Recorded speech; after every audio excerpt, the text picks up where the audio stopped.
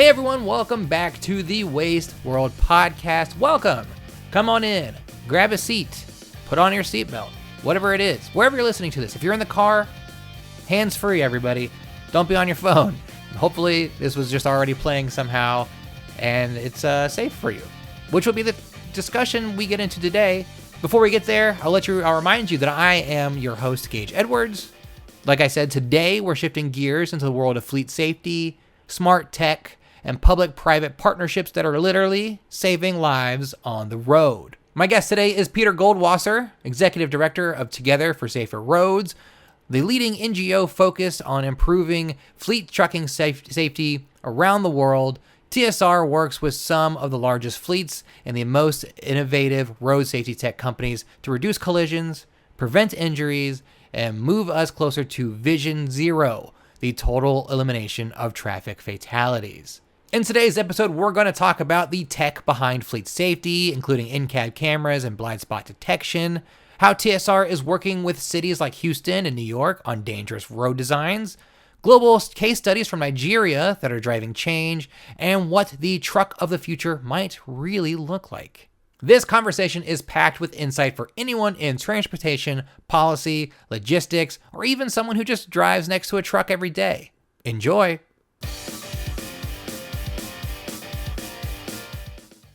Peter Goldwasser is the Executive Director of Together for Safer Roads, an organization building cross-sector solutions to improve fleet trucking safety.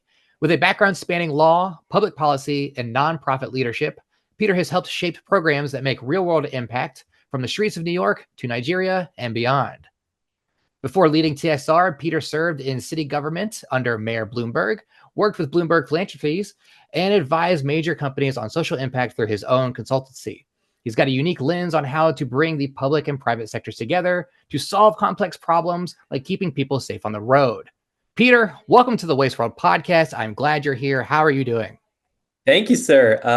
I appreciate. I'm gonna have to steal that intro, but my mom would like it. I'm good. We will clip it out and send it to you. You can have it however, if you want to post it somewhere, if you want it for your own personal needs, that is fine. I want to just jump on in and make sure that the guest is properly welcomed.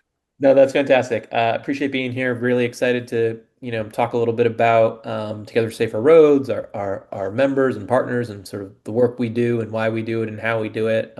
So appreciate the opportunity. Of course. And before we kind of get into like the big crux of Together Safer Roads, let's talk about you a little bit. Tech, traffic safety, take us back. How did you get into this work? What drew you into the world of road safety? Sure. So it's funny. It spans a lot of years. Many years ago, when I was much younger and had more hair, and the hair I had was less gray. Time comes for us all. Yeah, I served as the general counsel and political director at a scrappy transportation organization in New York City, where we worked on a variety of sort of issues regarding New York in particular, around safe and sustainable transportation, a lot of biking and walking and public transit. Um, but I would say I lived in New York City for about 25 years and have just always been fascinated in the streets, right? Like I think something like 80 plus percent of the geography are streets in New York. And so how do they operate? Who is safe on them? They're sort of the lifeblood of cities around the world. And so for me, the idea of transportation and how we use them has been critical. And what I love about Together for Safer Roads, we'll talk a little bit about that, I think, is at our core, the idea in my work is how do we help companies and governments leverage their insights and expertise and knowledge to create safer fleets. And so it's kind of a pinch me job in terms of what I get to do every day. Now, when you were growing up, were you a car guy? Were you were you a kid who was like really interested in cars or anything? If I'm being, I should say yes, but no. Uh, and I'm not particularly handy either, to be totally honest. We did Hey, have no judgment here.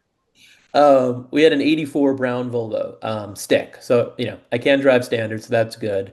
But I was more of a long distance bicycle rider and runner. Ooh, okay. Okay. Yeah. Well, Um, so just off topic for New York, would you rather everyone use bikes or is the cars okay? I think it's all okay. It's a busy city. I Okay. think walking, biking, driving, transit, buses, scooters. I think that's part of what makes not only New York, but cities around the world unique, right? Like I don't Yes. think it's a one size fits all. I think every mode has every vehicle, every vehicle type, right, has its benefits. Yep. I agree. I agree. Just a little thought there. All right. So let's talk about TSR a little bit. What it does, why it matters. For those who don't know TSR, give us your elevator pitch. What do you do? What's the work? Yeah. And why is it different from other safety organizations? Yeah, very unique organization. Started in 2014 alongside the United Nations as they were marching towards their first decade of action for road safety. Hmm. And it was started by some of the largest private sector fleets and hardware and software companies in the world with a very specific idea that the proposition, the assertion was what would happen if we take the resources and knowledge and expertise of some of these biggest companies in the world and leverage that to sort of all boats rise, to not only improve their own operations and fleets, but also I think in North America, at least about 88% of fleets are small to mid-size. So what would it look like if they take this information and create a variety of different interventions and programs and education so fleets are safer? And so that's what sort of drew me to TSR, and that's what is unique about Together for Safer Roads in terms of how we approach the issue of road safety and our specific niche and sort of theory of change. And so I get to be on the phone with and partner with the head of global safety at UPS or at AB InBev or at Republic Services or Interstate Waste Services or the telematic companies like Samsara and Lytx and Motive, who are all our members, and they all want to do good. They want to not only improve their operation because it's the right thing to do, but I often talk about how do you close the divide between the moral and the market imperative, right? How do you do good, but do good in a way that delivers ROI and ROI defined broadly from not only safer fleets, but safer fleets are also more economically viable, reduction in crashes, reductions in financial implications for slip and falls from dangerous workplace in the vehicles, lower insurance premiums, higher employee retention rates because they work at a company that values safety. And so when you sort of position it like that and understand the broad implications associated with safety, it becomes a really interesting proposition for fleets. And so TSR's role is to help them do that and to help technology companies get their technology into more fleets, not only the biggest fleets, but to some of the smallest fleets and public and private sector fleets. Now, you kind of answered my next question a little bit with that. So, we're talking about some of the largest fleets in the world and TSR's interests in safety. So, aligning those interests with those other fleets from corporations or cities or local communities, it's about safety on the end, right? Like we're trying to get safer in general. We don't want people out there getting hurt, right? Is that how we're aligning our interests together first, or are we looking, the ROI of it all? I think they're one and the same, and I think that's what, Yeah. so one of our projects is we do a lot of work around direct vision. And how do you reduce blind zones, right? Areas where the driver in the cab can't see vulnerable road users out in the roads from, your conventional cab versus your cab over design cab. And so this is a perfect issue. And so we launched earlier this year the Direct Vision Leadership Council. It's chaired by a representative from our member company, Oshkosh McNeilus, a gentleman named Brian Fenster. So obviously McNeilus and Oshkosh, one of the biggest OEMs in Hmm. the world there. And the idea here was how do we better explain the implications of crashes and the potential for the reduction in crashes vis-a-vis these safer vehicles with better vision by crunching the numbers and showing the reduction in crashes and what happens when you have a reduction in crash. Well, obviously, less crashes, less injuries, less deaths, also potentially less financial costs associated with workers being out, with property damage, with insurance claims, and so forth. And so for us, right, like Oshkosh and other OEMs, they want to sell more of their vehicles. We want more of these vehicles, which are safer on the Hmm. road. Fleets want a greater percentage of their vehicles that are going to be superior from a safety perspective. enter TSR, right, which is in this wonderful position to sort of sit in the middle. I always like to say, we're the host of the party versus the life. Yeah. Okay.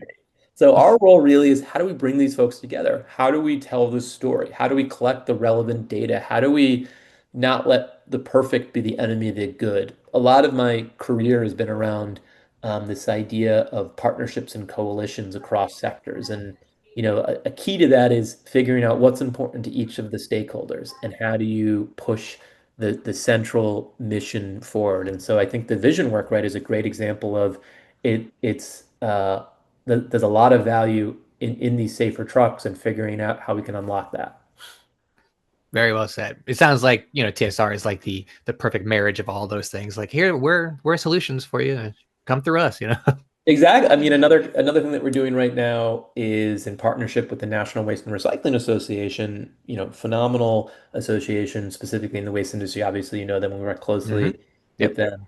We launched a couple things, but one of the things that we just launched this year with them and their Women in Waste Council is the Cab for All project, which is specifically looking at what does vehicle design look like? How can you design a vehicle cab that takes into consideration a broader diversity of drivers? In particular, we know that one of the only areas of professional drivers increasing is female cab drivers. And Hmm. so what does it look like if you think about the seat? What does it look like if you think about the distance from the circumference of the steering wheel or the distance of your arm to the shift and so forth? And so we launched this program to conduct interviews and research around what would a cab for all look like and what are some of the design propositions that could potentially make a safer, more ergonomical, and efficient cab design so it speaks to these different types of professional drivers. So again, a great example of how we like to work, how we like to sort of think about these big picture problems and solutions. I think that's another thing that differentiates TSR. We look for issues that can produce highly scalable potential solutions and interventions in moving the needle forward versus a more granular on the ground, let's say redevelopment of a specific intersection on a road. Both are critical to creating safer roads, but we sort of see, we're in this unique position of being able to leverage the expertise of our members, and so we want to make sure that we're serving on that and delivering on that responsibility. Yeah, I think that's important work. I've talked to a lot of companies that are fleets or have trucks, and I haven't heard anyone really talk about like a cab for all situation. I think that's really interesting. So good on you guys. That's something new for me. I don't not often I get something new, but here we are. Well, definitely, we'll make sure that you stay abreast of that. We're going to be doing, we just launched a survey with that. We're going to do some in-person sort of, there's some fancy word. I can't remember what it is. A design charrette. That's what it is. We're Cool. going to get a bunch of cab drivers, female drivers together, and really dive into their experience. So much of our work as well is we try to put the end user front and center and listen to the drivers who are the real experts, right? Hmm. On what matters to them. So let's shift gears a little bit to global fleet safety standards. So what does that Yeah. mean in practice? Well, first and foremost, we need to come up with a better title for that project. I think it's even longer, but I think the official title is the Global Fleet Standardization Initiative. But Oh wow. Okay. essentially, about 2 years ago, I was having conversations with the then head of global safety at AB InBev, which is one of our board members, and they actually chair our board of directors. Um, And she was telling me, it might surprise you, Peter, but I run one of the biggest fleets in the world, and I can't necessarily tell you that I have the perfect seatbelt, was how it originally sort of Mhm. was the original genesis for this conversation for my fleets. And I said, how could that be? And she said, it's difficult. We sort of get what we get from the various manufacturers, the safety instrument manufacturers.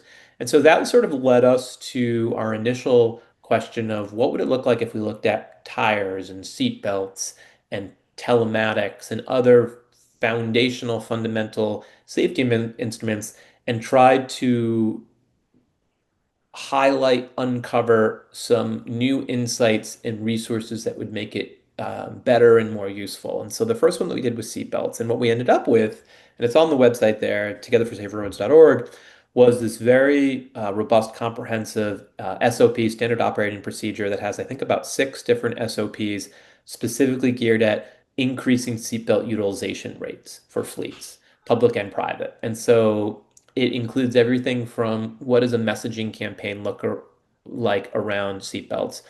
What does what do the technology look like in terms of um, alerts and so forth that help manage and track seatbelt usage?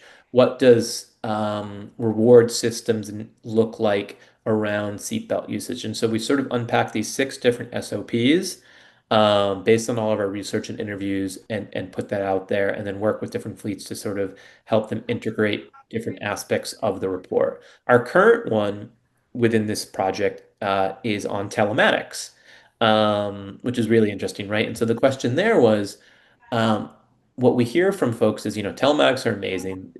There's so much potential there, but fleets, and in particular some of the smaller mid-sized ones, might not know exactly what specific elements of telematics that they should be looking at. What are the specific behaviors that they should track for that are most relevant, let's say, to their industry and their environment with X vehicle? And so let's say you're a long haul trucker versus a last mile urban city. Let's say you're operating a class 5 versus a class 8. Will that impact how you set your sort of foundational telematics dashboard? And the answer there seems to be yes. And so we are now we're about 80% done with the various research, working on the report right now. That'll be coming out in the next 2 or 3 months there. And then we have a yet to be, I can't tell you what the next one is, but it's good. Ooh, I know, it's very exciting. But we'll do another project there. But yeah, so the standardization project is essentially, as I said, we launched it about 2 years ago alongside the United Nations and their Global Safety Week. And it's meant to help draw out new insights and scalable solutions around fundamental safety instruments. very cool. Well, I anticipate learning more about that. And then that little, I can't believe you teased something on here. You're not going to tell me anything about it off camera, right? I can't believe that. I'll get into trouble with my bosses. I'm not telling anybody. Come on. I'm just kidding. All right. Well, cool. That sounds really interesting. That's another thing that I'm like, okay, I want to learn more about. So that's something I'll definitely keep my eye on. Okay. Let's move on to a little bit of tech. Let's Yeah, let's talk about some in-cab cameras. absolutely. Um, so I feel like, because I talk to a lot of people in this industry, when they hear in-cab cameras, the reaction is can be positive or negative depending on where it's coming from. Some Uh-huh. people are really into in-cab cameras because of safety and making sure employees are, on top of things, but also sometimes those drivers, those employees are worried about their privacy, like they're going to be judged or micromanaged on the road. How do you talk to fleet drivers or city employees about this safety versus privacy situation when it comes to an in-cab camera? It's a, you know, that's the rub. That's the salient question there. I Yeah. think I'll step back. So obviously technology and the integration of technology and the potential for technology, sort of the promise of it is huge. And so we Hmm. work a lot on technology enters into TSR's work across a couple different ways. And so we've got our Truck of the Future initiative, which is this umbrella program where we apply aftermarket technology to trucks to demonstrate the viability, the scalability, and the impact of new modern technology for fleets. And we do it across a couple ones. The original one was based on applying aftermarket technology to fleets in the New York City fleet and then in Mexico City with Anheuser-Busch. And that was specifically with a partner Vision Track, and that was looking at blind zone detection. We have since expanded the partnership to launch different Truck of the Future sort of brother and sister campaigns. So we have a school bus of the future, which is saying, okay, let's look at the industry where they have some of the most vulnerable users, right? Small children. entering and exiting the vehicle is a completely different type of vehicle class and design, and let's apply some different aftermarket technology to see if we can make those vehicles and that experience safer. We've got one that we launched saying, okay, let's do a truck of the future, but this time, in addition to blind zone technology, let's layer on ISA technology with our partner MagTech, right? We know speeding is a tremendous factor in crashes. And Hmm. then we Hmm. have a new one coming out with another partner of ours, Owl North America, testing different technologies. Um, so we do a lot of work on technology. It's also a foundational pillar in our focus program, which we'll talk about later, I hope.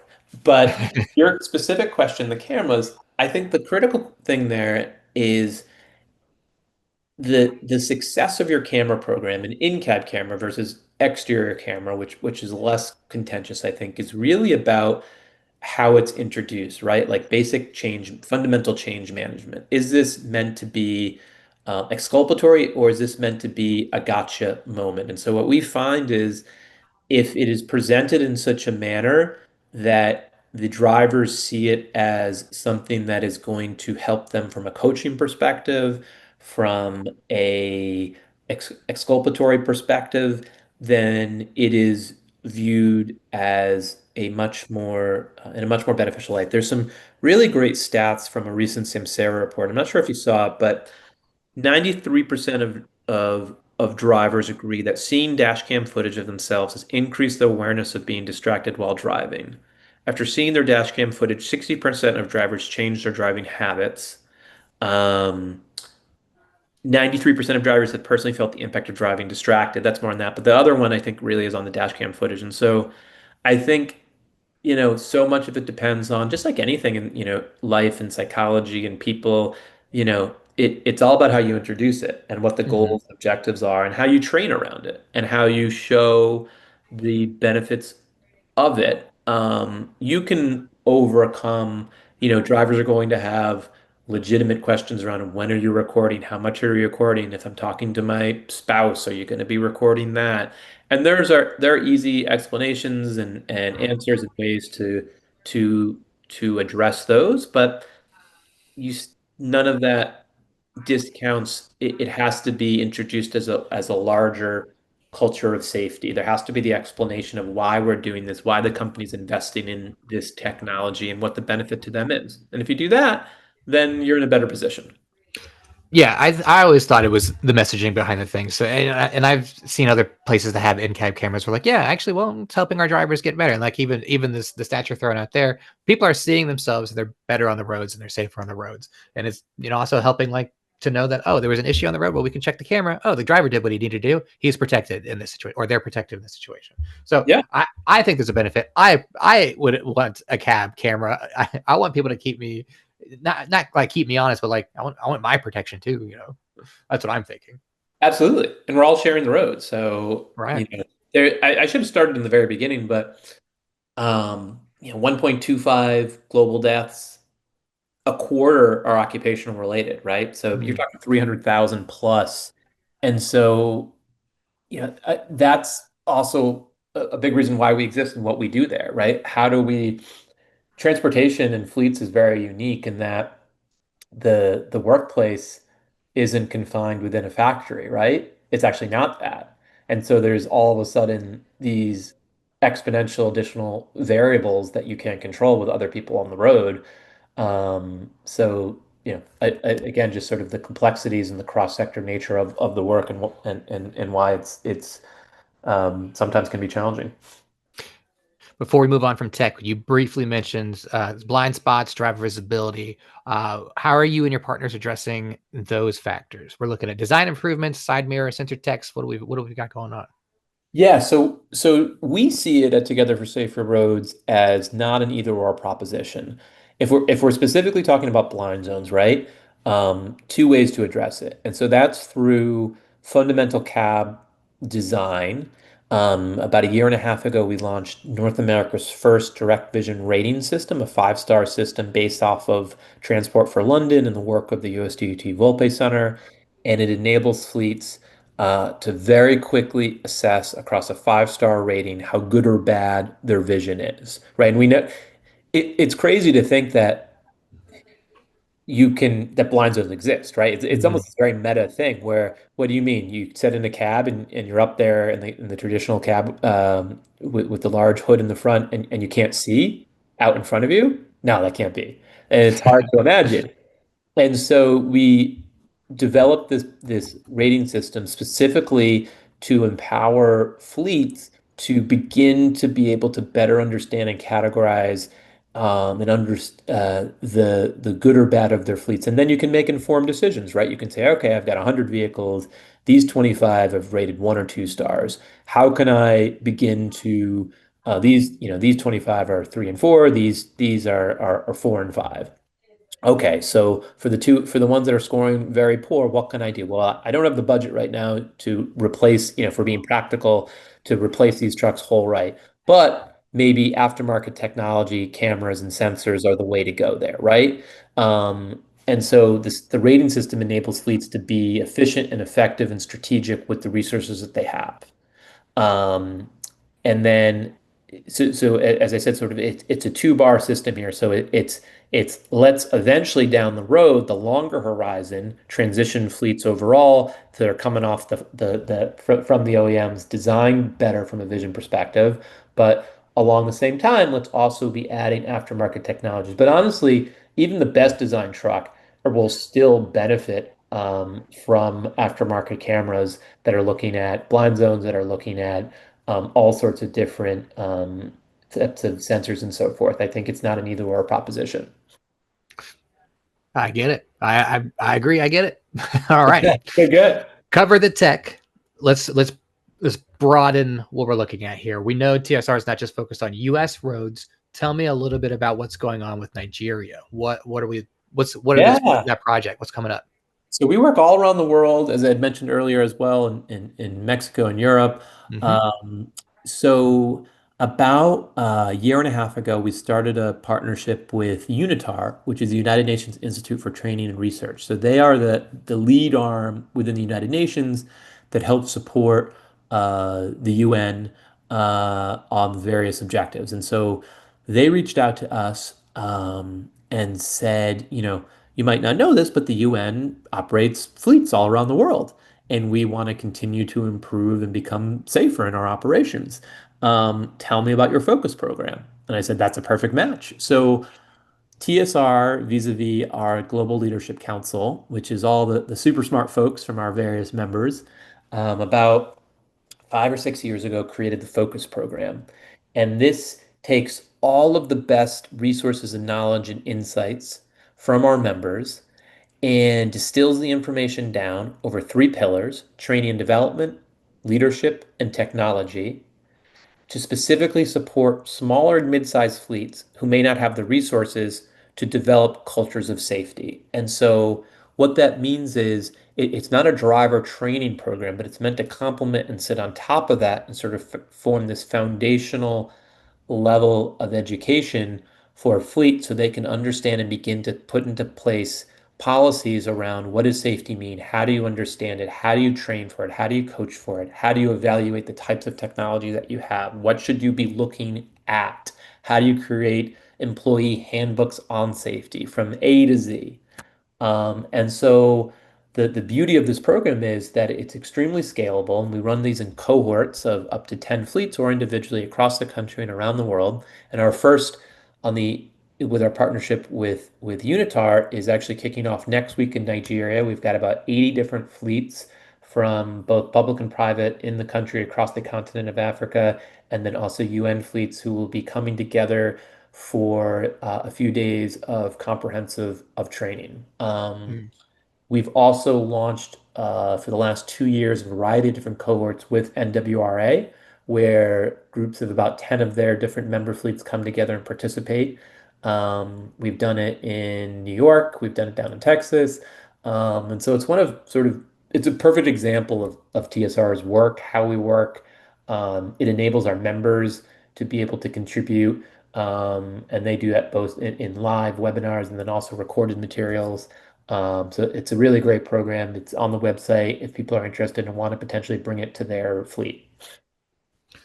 Like the world tour of TSR here. Exactly. It's good stuff. It's traffic safety and best practices are truly global. And so it's there's obviously uniquenesses in every environment that you work in and behaviors and cultures and even vehicle types, but there's a lot of things that are the same. Yeah. So that is happening next week from the recording of this podcast. Let's look at the future. Looking 5, 10 years ahead. What does a safe fleet look like? That's a good question. That's a Let's put broad on your thinking hat. Our crystal ball is here. What's that? What's the future of safe fleets? You know, I that question lets me be both a bit of a Luddite and then also sort of a bit of a technologist. And I say that because I think the future of of safe fleets and how we continue to march towards a vision zero, right? Which is this Mhm. idea of zero deaths and injuries on our roads. I think it has to be a combination of just the tremendous power and insights from new safety technologies and deep learning and AI and so forth. And watching what some of these new telematics can do in terms of providing driver-specific curated insights and training is really impressive. But what we have found, what I have found in my career to sort of bring it back from the beginning, has always been the case is that um, it's all about people and it's about how you engage with, speak with, introduce new concepts. And the the best policies, the best technologies will either flat out not work or only work at 50% efficacy if it is not grounded in that larger narrative, in that larger explanation of what you're doing and why you're doing it. And so I think the best fleets, the safest fleets are going to be ones that are continuing to evolve both from a technology perspective, from a vehicle perspective, but from a training perspective, from a culture Mhm. perspective. The fleets that put safety as a foundational principle and then back that up are going to close that moral and market imperative divide. They are going to have fleets that retain their drivers, that retain above and beyond their drivers, that retain staff up and down the line.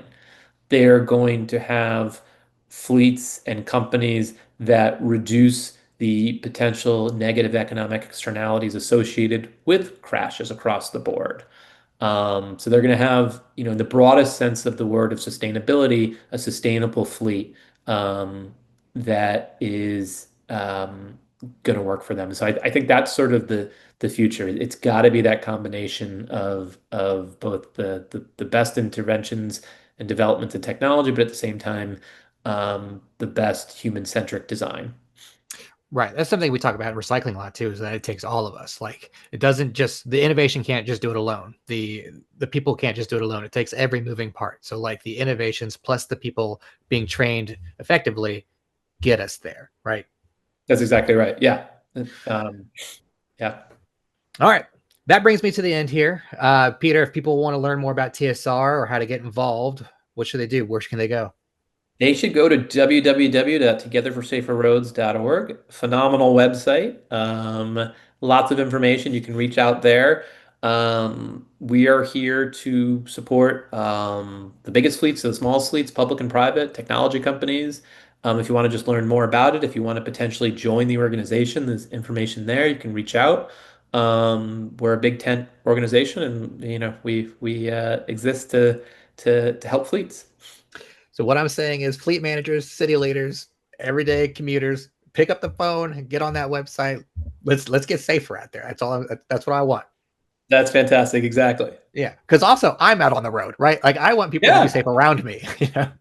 Yeah. And as I said, we all are sharing it's a very unique proposition where, the truck that's out there delivering the goods is sharing it with, the mom or dad that's driving their kids to practice. Excellent. Well, Peter, I appreciate you joining me today and I hope to talk to you soon. Sounds good. Thanks so much, Gage. I appreciate it. All right.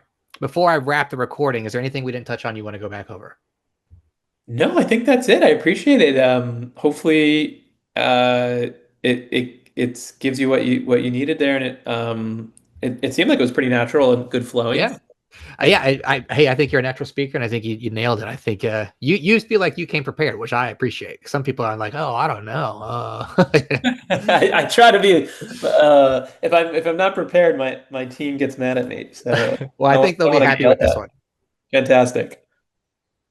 Well, I Awesome. appreciate it. Please keep us in mind for future things. We'll make sure you're on our list and so forth, and Yes. we can hopefully do things. When our next, obviously, you're in the waste industry in particular, and so Mhm. as we continue to do our partnerships with NWRA, we'll keep you abreast. Excellent. Well, All Peter, right, I appreciate it, and we'll talk soon. Okay. sounds good. Thanks, Gage.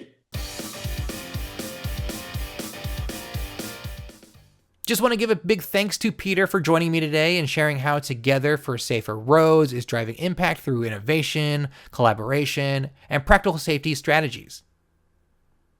Whether you're managing a fleet, planning a city, or just looking for ways to make your commute safer, there's something in TSR's approach for all of us. If you want to learn more about Together for Safer Roads and the work they're doing around the world, head to www.togetherforsaferroads.org. And hey, if you enjoyed this episode, help us keep the conversation going. Make sure you subscribe, rate, and review the Waste World podcast on your favorite platform. It's the best way to support the show and make sure we are bringing in smart, passionate guests like Peter. Thanks for listening as always, and remember, it's our world, let's not waste it.